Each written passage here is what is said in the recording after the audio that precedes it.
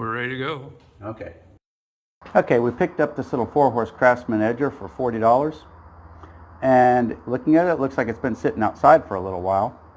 Fuel line is obviously shot on it, but I put a little bit of starter fluid in it and it kicked a little bit. So I know it's got compression, it's got spark, so it's worth putting back together. So the first thing we're going to do is pull off the gas tank.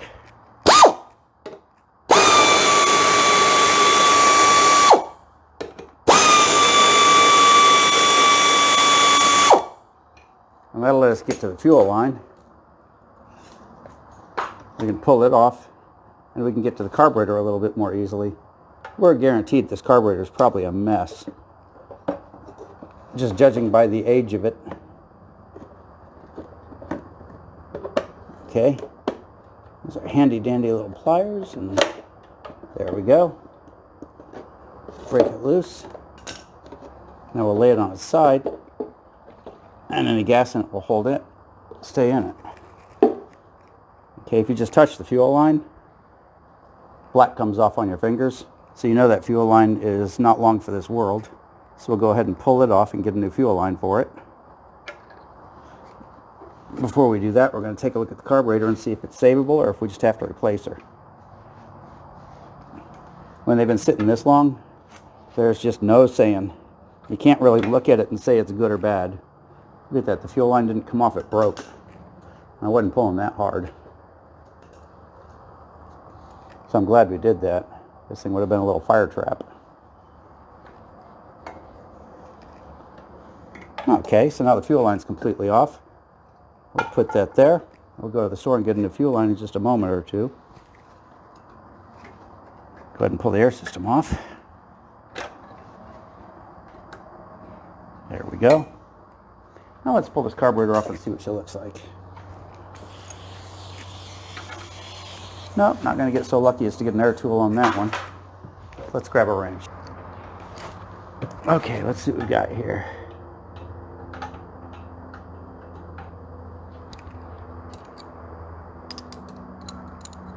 That looks like a 7/16. And it's a 7/16. Well, for an old guy, it looks like we got lucky. The bolts are coming off really easy. And remember, just like I say every time, whenever you're working on a carburetor, make sure you take a picture of it first. Because no matter how good you think your memory is, sometimes they'll fool you. Let's come around and get a look at this one.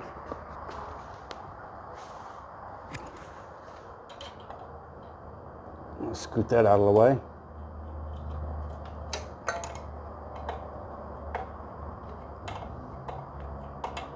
Remember to bend that back in place when we're done. If that hangs up, it won't be good.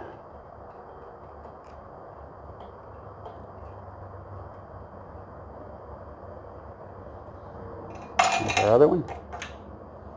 And here's our carburetor. Go ahead and grab our throttle line. Okay, let go, buddy. There we go. And there we have it. One carburetor. So let's take her apart. Okay, now that we've got the carburetor apart, now that we've got the carburetor off the engine, it's hardly apart. We're going to pull the bowl off and see what she looks like. Now the bolts for the carburetor came off real easy. This bowl wants to stay together. Okay.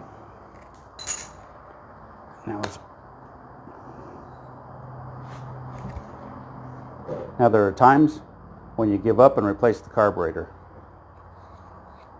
When it's full of dust, it's one of those times. Everybody's worked on a small engine before has opened up a carburetor and said, I don't know if I can save it. On this one, well, the float works, sort of. More than a little bit of rust inside. And if you look close, yeah, that's actually dirt in the bowl.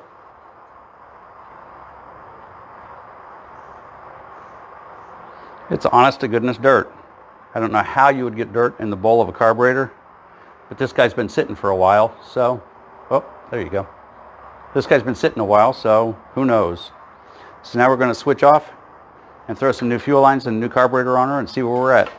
Okay, we got the linkage off the old carburetor, so let's get her together.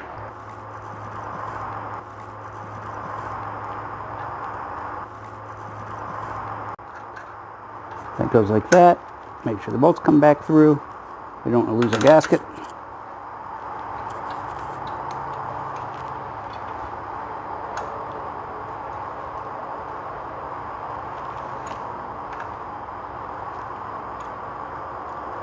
Let's get our nuts back on.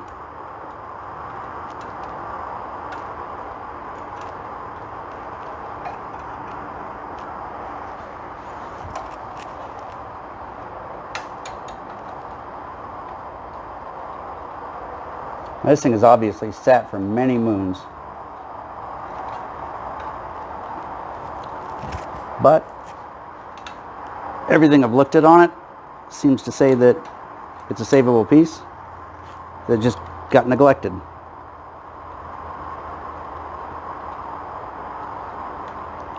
And we're going to turn somebody else's rust into our money. There's no danger of one of these old guys being metric.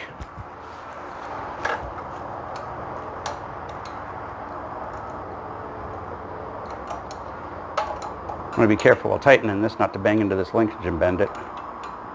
That'll affect the run speed of the machine.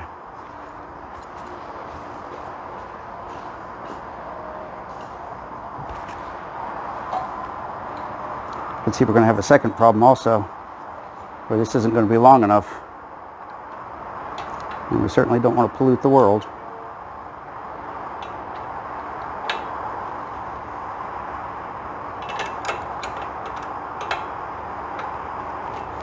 I don't think this old guy was built with efficiency in mind, though. Okay, now we'll throw the gas tank in. Hold it upside down. Oh, spilling a little bit of fuel. I'll take these two guys and this guy. The newest thing on this mower is the fuel cap.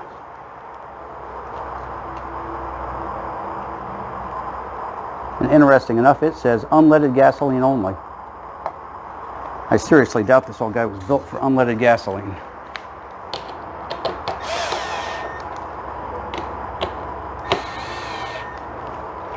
Okay. Okay, let's give her a run and see what we've got.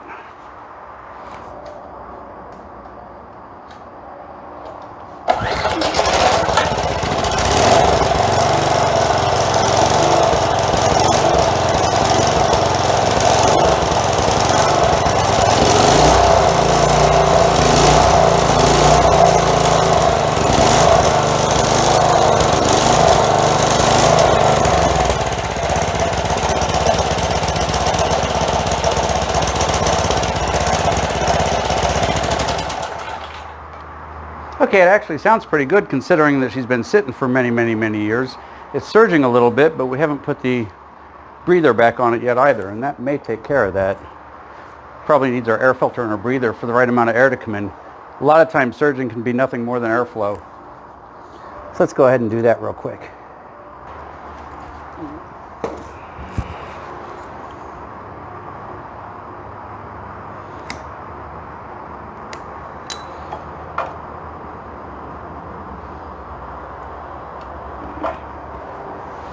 Okay, that'll take care of that.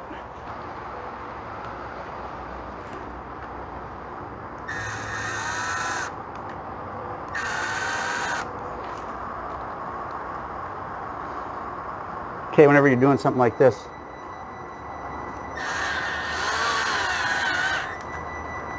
remember to get all the screws started before you tighten any of them down. That way they won't catch on you.